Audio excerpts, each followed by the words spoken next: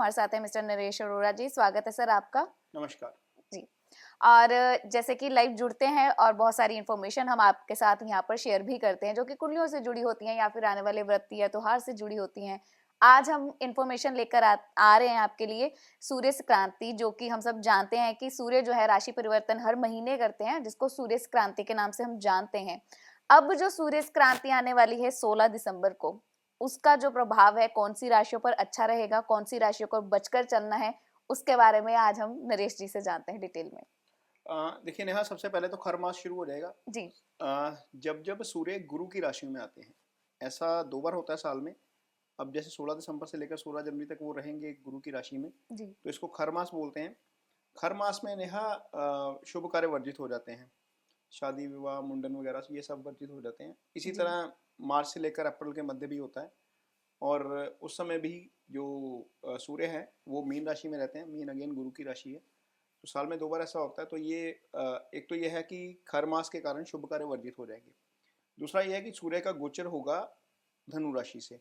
तो धनु राशि से गोचर होगा तो 4 राशियां ऐसी हैं जिनके लिए अच्छा होगा। जी। सिलसिले वाइज बताएंगे कि कैसे अच्छा होगा। सूर्य का गोचर वैसे शास्त्रों के मुताबिक आपकी कुंडली में तीसरे, छठे, 10वें और 11वें भाव में अच्छा होता है।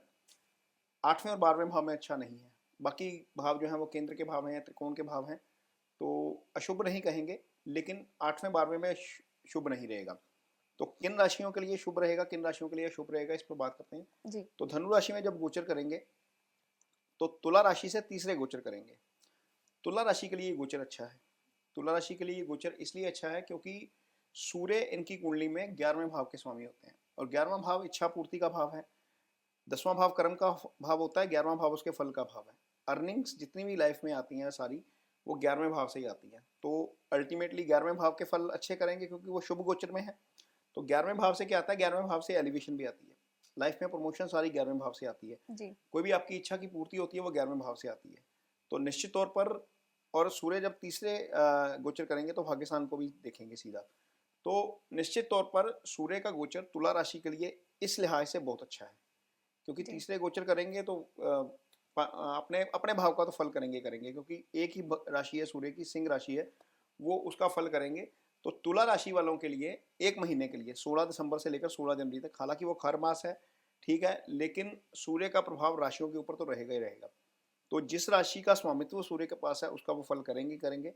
तो निश्चित तौर पर तुला राशि वालों के लिए सबसे पहली राशि यही है, क्योंकि उसके तीसरे भाव में गोचर करेंगे, तो वो गोचर जो है वो अच्छा है।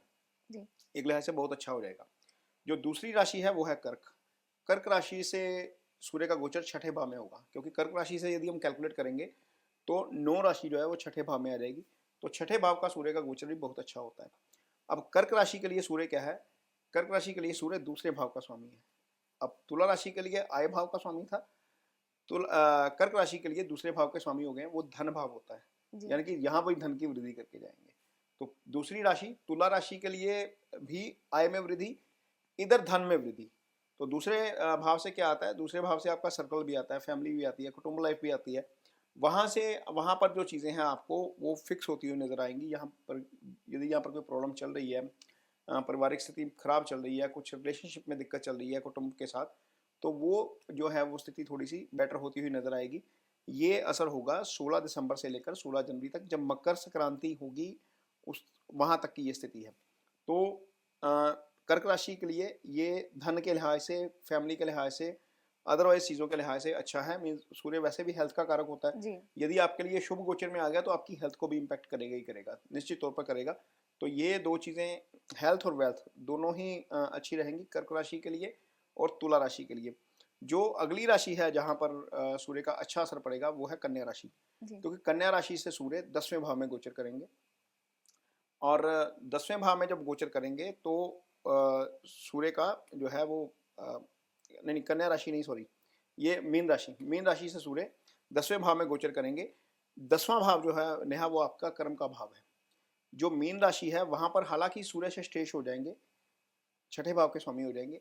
तो छठे भाव के स्वामी होने का अच्छा फल क्या है, बुरा फल तो सारे बता देंगे कि छठा रोग ऋण शत्रु का भाव है, लेकिन छठा भाव जो होता है नेहा वो दशम का 9वां भाव होता है।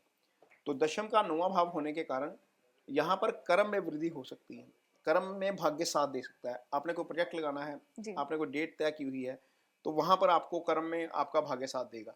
आप कहीं पर काम कर रहे हैं, कोई काम पूरा नहीं हो रहा था, तो वहां पर कर्म में आपका भाग्य साथ देगा। तो कारोबारियों के लिए कर्म का साथ मिलेगा। अदरवाइज जिनका कोई केस चल रहा है, क्योंकि छठा भाव लिटिगेशन का भी है, तो सूर्य अपने भाव के अच्छे फल करेंगे। तो जिनका कोई केस चल रहा है, कोर्ट केस चल रहा है, जिनको कोई कंपटीशन एग्जाम देना है, कंपटीशन का भी भाव वही है, तो उनके लिए समय काफ़ी अच्छा हो जाएगा। तो ये चीज़ें जो हैं वो रहेंगी मीन राशि के जातकों के लिए। मीन राशि के लिए सूर्य 10वें भाव में ट्रांजिट करेंगे। 10वां भाव, और 10वां भाव नेहा ऐसा होता है जहां पर सूर्य दिग्बली हो जाते हैं। जी। दिग्बली होने के कारण सूर्य का प्रभाव बहुत ज़्यादा हो जाता है, और जब वो छठे भाव के फल करेंगे तो वो पूरी ताकत के साथ करेंगे। ये गोचर जो है वो मीन राशि के लिए काफ़ी अच्छा रहने वाला है, और बहुत फायदा होगा इसमें। काम में फायदा होगा, क्योंकि धन भाव से कोई स्थिति नहीं है, कोई संबंध नहीं बनता सूर्य का। दृष्टि भी जाएगी तो 12वें भाव पे जाएगी, एक ही दृष्टि होती है सूर्य की। तो धन की स्थिति को ज़्यादा एनालाइज नहीं किया सकता इसमें, लेकिन हाँ, कोर्ट केसेस में है, कंपटीशन में है, या फिर आपका काम है जहाँ पर अड़े हुए थे, फंसे हुए थे, नहीं साथ दे रहे थे, वहां पर सूर्य दिग्बली होकर, भाग्य स्थान के स्वामी होकर, कर्म का भाग्य, कर्म का भाग्य, क्योंकि यदि हम दशमांश की कुंडली बनाएंगे, दशम स्थान की कुंडली बनाएंगे, तो सूर्य की राशि 9वें भाव में आ जाएगी। तो वो भाव जब एक्टिव होगा, या उस भाव का स्वामी जो है वो शुभ गोचर में जाएगा, तो निश्चित तौर पर उसका फायदा होगा, कर्म के भाग्य में फायदा होगा। अगली राशि नेहा जो है वो आपके लिए कुंभ राशि है। जी। कुंभ राशि के लिए भी काफी फायदा होने वाला है, क्योंकि कुंभ राशि से सूर्य 11वें भाव में गोचर करेंगे, और कुंभ राशि से सूर्य जो है वो सप्तम के स्वामी बनते हैं। सप्तम भाव आपकी कुंडली में पार्टनर का भाव होता है। तो इसमें क्या फायदा होने जा रहा है, पार्टनर के साथ यदि कोई कंफ्लिक्ट हो रहा है, वैसे तो लगन कुंडली में सूर्य सप्तम में आ जाए जी। तो वहां पर चीजें डिस्टर्ब कर देता है, लेकिन गोचर में चूंकि स्थिति है और सप्तमेश एक्टिव होगा, हालांकि सूर्य वहां पर खुद नहीं रहेंगे, जी। सूर्य 11वें भाव में रहेंगे। पार्टनर का भाव, उसके स्वामी का शुभ गोचर में जाना पार्टनर के लिए अच्छा हो जाएगा। जी। या आपके पार्टनर के साथ कोई कंफ्लिक्ट चल रहा है तो वहां पर चीजें ठीक हो जाएंगी। बिजनेस पार्टनर के लिए अच्छा हो जाएगा। कुछ लोग नेहा पार्टनरशिप में बिजनेस करते हैं, वहां पर बिजनेस पार्टनर के लिए अच्छा हो जाएगा। तो ये चीजें देखने को मिलेंगी। और जो सप्तम भाव होता है वो दशम का भी दशम होता है। यदि जी। हम उसको भावार्थ भावम के रूल से फॉलो करें तो वो दशम का दशम होता है, तो दशम के भी फल जो है वो अच्छे करेगा। तो क्योंकि वहां से जो सूर्य है 7वें भाव से वो पंचम भाव में आ जाएंगे, तो पंचम में सूर्य मूल त्रिकोण में अपनी राशि के हो जाते हैं। तो ये स्थिति गोचर की यदि हम बात करें तो गोचर के लिहाज से सूर्य की स्थिति बहुत अच्छी हो जाएगी इन 4 राशियों के लिए। पहली राशि हमने बताई है तुला, दूसरी बताई है कर्क, तीसरी बताई है मीन, और चौथी बताई है कुंभ राशि। तो ये कुंभ। इन 4 राशियों के लिए सूर्य जो है वो शुभ गोचर में रहेंगे 16 दिसंबर से लेकर 16 जनवरी तक। आगे जो जो जिनके लिए खराब फल कर सकते हैं उनके लिए सबसे पहले तो मकर राशि, वहां जी। से 12वें गोचर करेंगे। 12वें गोचर करेंगे। मकर राशि वैसे भी शनि की राशि है, शनि और सूर्य की वैसे भी कुछ नहीं बनती। तो 12वां भाव क्या है नेहा, 12वां भाव है हॉस्पिटलाइजेशन का भाव। 12वां भाव जो है वो खर्चे का भाव है। तो वहां पर खर्च थोड़ा सा अनएक्सपेक्टेड आ सकता है लाइफ में, कभी कोई चीज कर रहे हैं। और चूंकि मकर राशि को यदि हम लगन बनाएंगे जी। तो सूर्य का जो राशि है, सिंह राशि है, वो अष्टम में आ जाएगी। तो अष्टम का सूर्य, अष्टम का स्वामी अशुभ गोचर में जाना एक दुर्घटना का योग भी बनाता है एक तरीके से, क्योंकि अष्टमेश यदि अशुभ हो जाता है तो सडन लॉस होता है, दुर्घटना होती है। और अष्टम भाव बॉडी में यदि हम देखते हैं तो जेनेटिकल पार्ट का भाव होता है, बॉडी का लोअर पोर्शन हम देखते हैं वहां से, जी। वहां पर कोई प्रॉब्लम आ सकती है। ये चीजें फिजिकली दिक्कत दे सकती हैं, क्योंकि सूर्य ओवरऑल हेल्थ के कारक हैं। 12वें चले जाएंगे तो बहुत खराब हो जाएंगे। तो ये स्थिति मकर राशि वालों के लिए अच्छी नहीं है। दूसरी राशि नेहा जो है जिनके लिए स्थिति अच्छी नहीं रहने वाली है वो है वृष राशि। वृष राशि शुक्र की राशि है। सूर्य यहाँ पर भी अष्टम में गोचर करेंगे, क्योंकि यदि हम कुंडली बनाएंगे तो सूर्य अष्टम में ही आ जाएंगे, और सूर्य यहाँ पर चौथे भाव के स्वामी हो जाएंगे। चौथे भाव के स्वामी होकर उसका अष्टम में गोचर करना एक तरीके से मदर की हेल्थ के लिए अच्छा नहीं रहेगा, क्योंकि वो चौथा भाव होता है, वो मदर का भाव होता है, पीस ऑफ माइंड होता है आपका। यदि वृष राशि के जातकों का कोई प्लान है 16 दिसंबर से लेकर 16 जनवरी तक प्रॉपर्टी खरीदने का या कोई एसेट खरीदने का, तो वहां पर दिक्कत आ सकती है, क्योंकि भाव का स्वामी शुभ गोचर में नहीं रहेगा। इस कारण चीजें थोड़ी सी डिस्टर्ब हो सकती हैं। तो ये ओवरऑल जो सिचुएशन है 2 राशियों के लिए खराब है। यदि हम इसको अष्टम और 12वां मान के चले, मकर राशि के लिए और वृष राशि के लिए, और जो बाकी राशियां हैं 4 वो हमने आपको जो है वो शुभ है वो बताई दी हैं। जी। अदरवाइज यदि आपको लगता है कि सूर्य खराब चल रहा है तो नेहा 3 रेमेडीज होती हैं सूर्य की बहुत अच्छी जो करनी चाहिए यदि सूर्य जी। खराब है सबको। सबसे पहली तो यह है कि ओम भास्कराय नमः का मंत्र, जिनकी भी कुंडलियों में सूर्य की स्थिति खराब है, जिनकी भी कुंडली में, चाहे जितने भी हमारे दर्शक देख रहे हैं, जिनकी भी कुंडलियों में सूर्य की स्थिति खराब है, ओम भास्कराय नमः का मंत्र अजपा मंत्र में लेकर उसको रूटीन में करें। एक जी। ये इसलिए क्योंकि सूर्य ओवरऑल हेल्थ के भी कारक हैं, हेल्थ है तो वेल्थ है, सूर्य करियर के भी कारक हैं, सूर्य कुंडली में हार्ट के भी कारक हैं, और सूर्य आपकी कुंडली में टोटल ओवरऑल जो है आपकी जो सोशल स्टेटस होता है उसके भी कारक है। तो ये चीज़ें सूर्य से ही होंगी। एक ओम भास्कराय नमः, दूसरा होता है कि रविवार के दिन आप जो हैं वो डोनेशन करें, सूर्य से जुड़ी वस्तुओं का डोनेशन करना है। नेहा, डोनेशन की मात्रा कोई मायने नहीं रखती।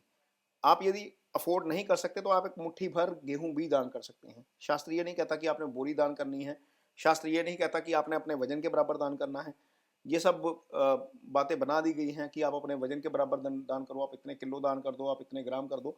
शास्त्र कहता है कि जितनी आपकी सामर्थ्य हो। समर्था है या जितने आप सक्षम हैं उतना दान करिए। एक मुट्ठी भर अनाज दान करने से, गेहूं दान करने से भी चलेगा, लेकिन वो दान सही जगह पर जाना चाहिए। यदि दान सही जगह पर नहीं जाता तो वो तामसिक दान हो जाता है, वो उसका फल आपको नहीं मिलता। और दान हमेशा संकल्प करके करना चाहिए। तीसरा होता है आदित्य हृदय स्तोत्र। वो यदि ये 3 रेमेडीज करने वाला नेहा लाइफ में कभी बीमार नहीं होता, उसको बीमारी आएगी नहीं। और चौथा है सूर्य नमस्कार सुबह। यदि हम सूर्य के साथ ही जगते हैं मॉर्निंग में, सूर्य से पहले ब्रह्म मुहूर्त में उठ जाते हैं, और सूर्य की रोशनी जो है वो सुबह सुबह जो आ रही है उसकी किरणें हमारी बॉडी के ऊपर आती हैं, तो उसका सकारात्मक असर होता है बॉडी के ऊपर। एक तो आपकी रूटीन साइकिल बन जाता है, जी। आप डेली लाइफ में रूटीन में आ जाते हो। दूसरा, आपको इसके हेल्थ बेनिफिट बहुत मिलते हैं, क्योंकि सुबह सुबह हवा भी साफ होती है, एनर्जी पूरी होती है सूर्य की। तो वो यदि आप लेते हैं, ये 4 उपाय करने वाला नेहा सूर्य के, बीमार नहीं होगा कभी भी, बीमार होता नहीं। आप स्वामी रामदेव देख लो, जी। सुबह सुबह देखो साधना टीवी पे लाइव कर रहे होते हैं, 5 बजे चल रहा होता है उनका प्रोग्राम। मैं जितने भी लोग ऐसे हैं जो सुबह, जिनकी अर्ली मॉर्निंग की रूटीन है, वो अब देखिए उनको फिजिकल फिटनेस के मामले में ज़्यादा दिक्कत नहीं आएगी। जी। तो सूर्य नमस्कार करना तो अपने आप में, उसमें आप ऐसे बहुत सारे आसन कर देते हो जिसमें आपकी बॉडी मूवमेंट होती रहती है। तो जब बॉडी मूवमेंट होती रहती है तो आपको बीपी शिपी ये वो वो शुगर सब। वगैरह ये चीज़ें फिर बहुत ज़्यादा बॉदर नहीं करती, जी। अनटिल अनलेस ये हेरिडिटरी ना हो। तो ये सूर्य की रेमेडीज हैं जो मुझे लगता है कि सबको करनी चाहिए। सूर्य वीक है, सूर्य मजबूत है, ये 4 रेमेडीज तो सूर्य की करनी ही चाहिए। आपको करियर की ग्रोथ भी अच्छी मिलेगी, आपकी हेल्थ भी अच्छी रहेगी। ये 2 चीज़ें अच्छी हो जाए लाइफ में, बाकी सारा कुछ अच्छा हो जाता है। नेहा, जी, तो सर जैसे सूर्य क्रांति हर महीने आती है, अब राशियों के हिसाब से जैसे उनका सूर्य का ट्रांजिट होता है, तो सारी चीज़ों का जो स्वभाव है अपने आप नेचुरली बदल जाता है। अब आपने जैसे बताया कि कुछ राशियों के लिए बहुत अच्छा रहेगा, कुछ को बच के रहने की ज़रूरत है, बाकी जो बची हुई राशियाँ हैं उनके लिए कैसा रहेगा? देखिए बाकी उनके लिए हम न्यूट्रल मान सकते हैं, अशुभ नहीं कहेंगे, जी। क्योंकि जो शास्त्र कहता है शुभ गोचर और अशुभ गोचर, छठा छठा 8वां 12वां 3 भाव जो है वो खराब कुंडली में कहे गए हैं। छठे में गोचर पाप ग्रह को अच्छा होता है। 8वें 12वें में किसी भी ग्रह का गोचर अच्छा नहीं है सिवाय शुक्र के। तो बाकी में हम न्यूट्रल मान सकते हैं, ठीक है, जैसी चीजें हैं वैसी चलती रहेंगी, कोई दिक्कत की बात नहीं है।